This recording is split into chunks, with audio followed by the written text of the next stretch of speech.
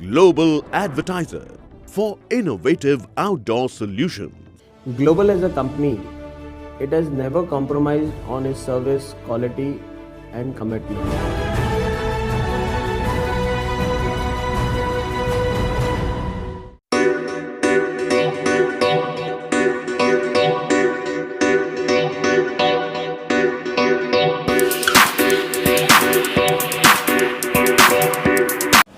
जी Dushyant sir, क्या कहेंगे?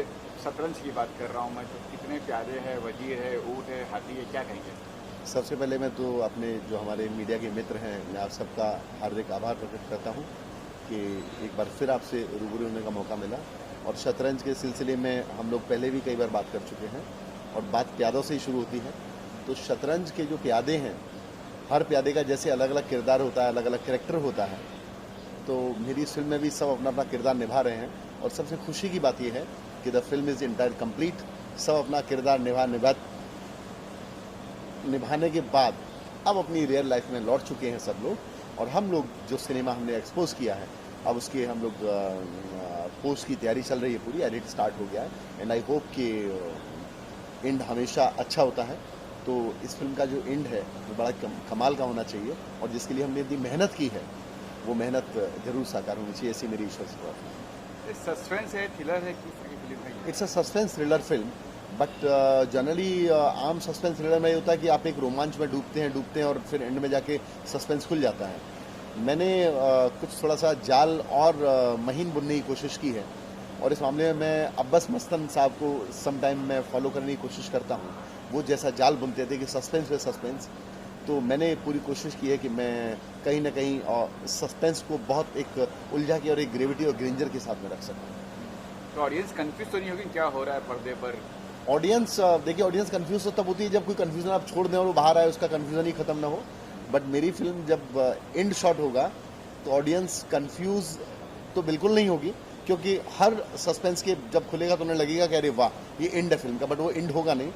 लेकिन ऑडियंस जब निकलेगी सिनेमा से तो उनके चेहरे पे एक होगा वाओ क्या था, ऐसा मुझे लगता है। ऐसा मेकर हर किसी का सपना या उनका सोच यही होता है कि वो बहुत खूबसूरत बना रहे हैं, मेरी भी सोच ये है। But ultimately audience is a जज, तो वही डिसाइड करेंगे कि उनकी कोर्ट में हम लोग कितना अपनी तरफ से अच्छा अपने आप को पेश कर सकते हैं। सर, अगर बात करें तो पूरे लॉकडाउन में आपने शूट किया है, तो वो एक्सपीरियंस कैसा रहा सर? लॉकडाउन का जो सबसे अच्छा एक्सपीरियंस ये रहा कि सब ने बहुत मेहनत से काम किया। एक बहुत लंबे वक्फे के बाद लोग काम कर रहे थे, और दूसरी बात कि हम लोगों का बजट बहुत सीमित था, लेकिन सबको ये था कि नहीं भाई लॉकडाउन के बाद काम शुरू कर रहे हैं, तो जो भी दे आर अर्निंग वो बड़ी खुशी से उसे ले रहे थे। जनरली शूट तो हम कंटिन्यू करते हैं, बट जब भी मैंने पेमेंट देते समय इतना एक सुकून और इतनी खुशी बहुत कम महसूस की है लोगों के चेहरे पे, जितना मेरी इस शूटिंग के दौरान हुई। और इसके लिए मैं अपने प्रोड्यूसर्स का भी बहुत आभारी हूँ कि उन्होंने किसी भी चीज़ में they are not stopping me, और ऑन टाइम सब चीज़ उन्होंने मुझे प्रोवाइड की। अच्छा, अगर सर बात करें तो अभी हाल ही में सुशांत सिंह बहुत आप भी को पता काफी वाह चल रही है, तो सर उनके लाइफ पे आने वाले फ्यूचर में कोई फिल्म का प्लानिंग है आपका? सुशांत सिंह, देखिए मेरे लिए सुशांत सिंह राजपूत एक बहुत बेहतरीन अभिनेता थे। मेरे लिए सुशांत सिंह राजपूत भारतीय सिनेमा के एक डायमंड थे। तो मैं नहीं चाहता कि किसी की इतनी दर्दनाक चीज़ें हुई और उनकी फैमिली भी एक सदमे में है, उसको लेके बहुत ज़्यादा हम लोग छीछा लेदर करें। और डे फर्स्ट मेरा आप सबसे भी इंटरेक्शन हुआ था, तब भी मैंने ये कहा था कि सुशांत सिंह राजपूत के साथ ये जो भी दुर्घटना हुई, उन्हें कम से कम उनके वक्फे में उस आदमी को एक चैन की नींद सोने नहीं दीजिए। और ये बाकी जिम्मेदारी, इन्वेस्टिगेशन हमारी जिम्मेदारी नहीं होती, इन्वेस्टिगेशन सरकार की, संविधान की, कानून की जिम्मेदारी होती है, जिसमें कि कंटिन्यू चल रहा है। सीबीआई भी आ गई, और लास्ट बट द लीस्ट अभी तक क्या हुआ है? अभी तक सब वो कहते हैं ना कि धूल में लठ मार रहे हैं, वही चीज़ें निकली। और डे फर्स्ट से मैं वही बोल रहा था। तो सुशांत सिंह राजपूत का जो अपना जीवन जीने का जो स्टाइल था, रियल लाइफ, और एक किंग साइज वो लाइफ जीते थे। मुझे लगता है कहीं ना कहीं उनका जो किंग साइज जो लाइफ जीने का जो उनका जो तरीका था, उस तरीके में जो लोग उनके साथ फिट थे, और फिर उन्हें छोड़ के वो लोग भागते चले गए। और दूसरा भी इंडस्ट्री के कुछ ऐसा सब बोलते हैं लोग कि उन पर प्रेशर बनाया लोगों ने, तो शायद उस प्रेशर को और उन लोगों के छोड़ने में जो अवसाद उन्हें हुआ, उस अवसाद को वो सितारा झेल नहीं सका, और ये उनका अंजाम इस दर्दनाक स्तर तक पहुंचा। और ये इंडस्ट्री में पहली बार नहीं, पहले भी हुआ है, मीना कुमारी जी से लेकर, और ये कंटिन्यू सिलसिला जारी है। मैं तो ईश्वर से प्रार्थना करता हूँ कि ऐसी चीज़ें आगे ना।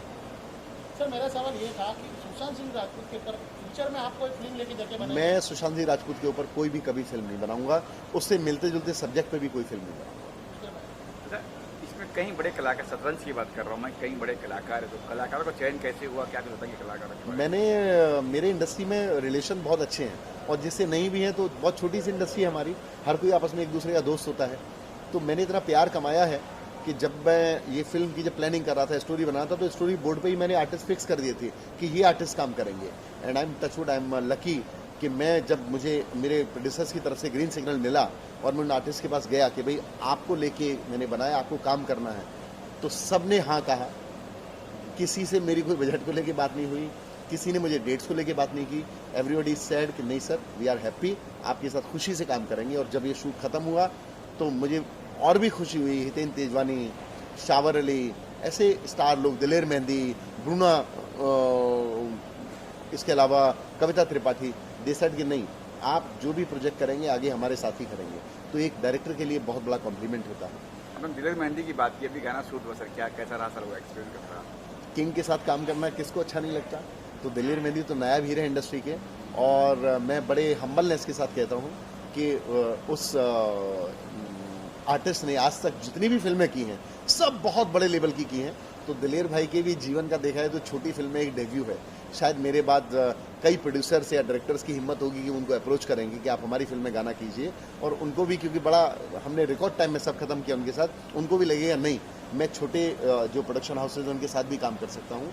तो ये एक नए द्वार खुलेंगे नए लोगों के लिए।